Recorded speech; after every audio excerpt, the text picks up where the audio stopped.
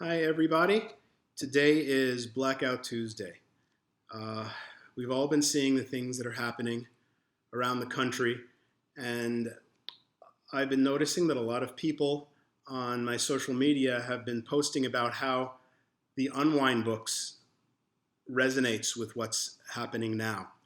So I wanted to do a reading today from Undivided. Uh, the cover is very appropriate right now, I think. Uh, this is a spoiler because it is the last chapter of the closing book, but I think it's a very important chapter because it talks about Connor as a leader and the choices that he makes to, to fight the tyranny of his world.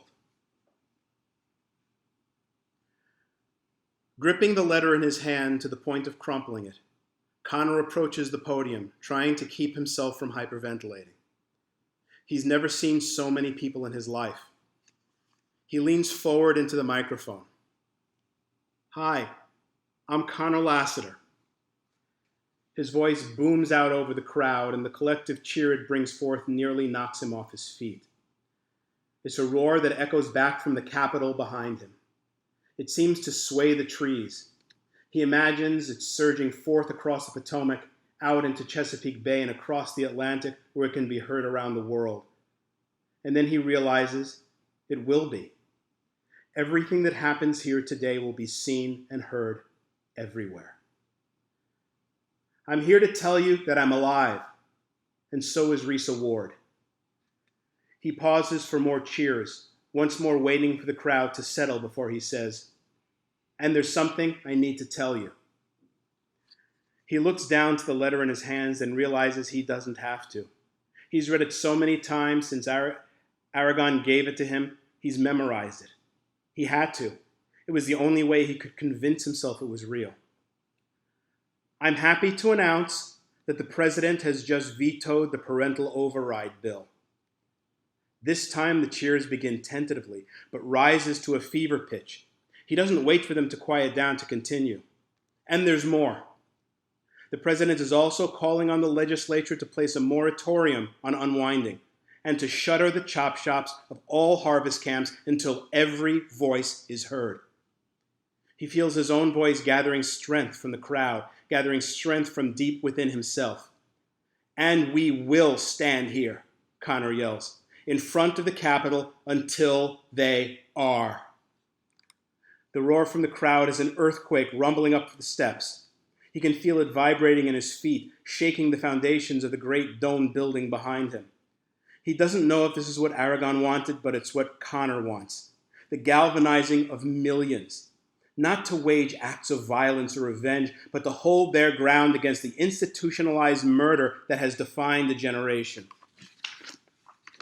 Stand with me, Connor commands, and I swear to you, everything will change.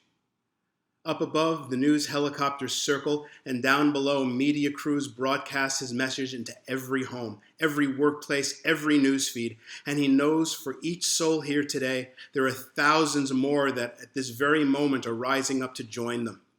Not a teen uprising, as Hayden thought this would be, but the awakening of a nation from its darkest nightmare. Then, amid the tumult of the crowd, Connor hears his name called. Not just by some random person, but by a familiar voice.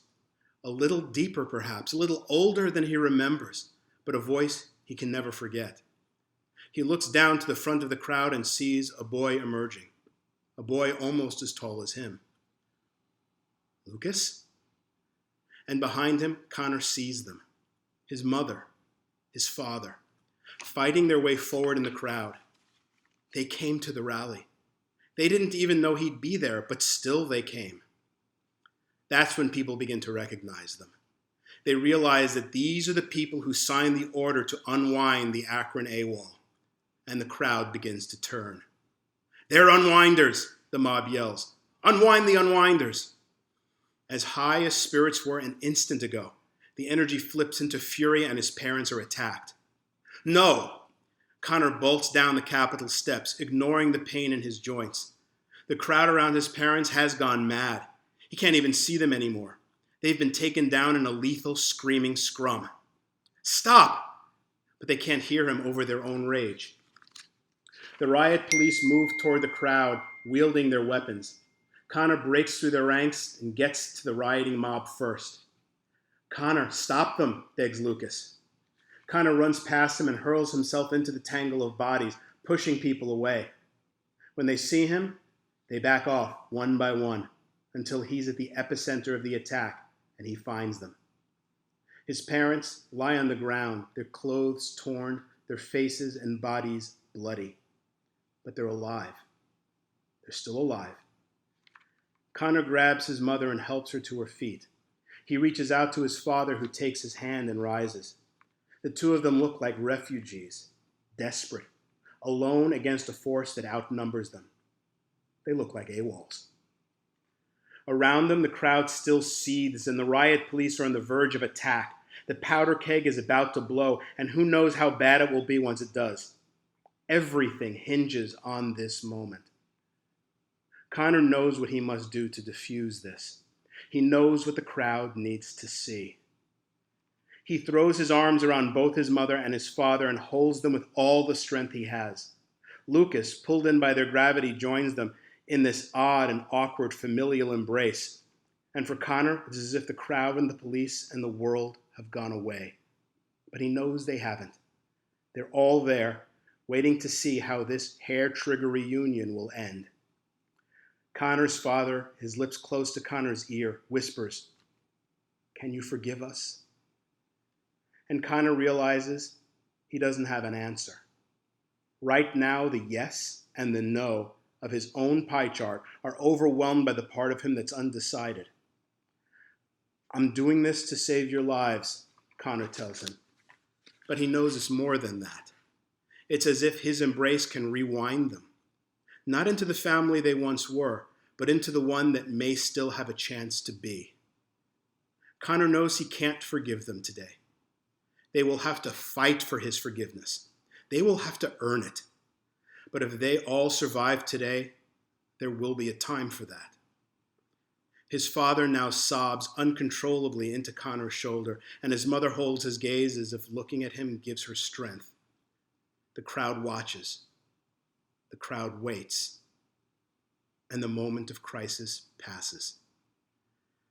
It is then that Connor realizes that Aragon was absolutely right. Connor has won, which means they've all won. "Can we go home now?" Lucas asks. "Soon," Connor tells him gently. "Very soon."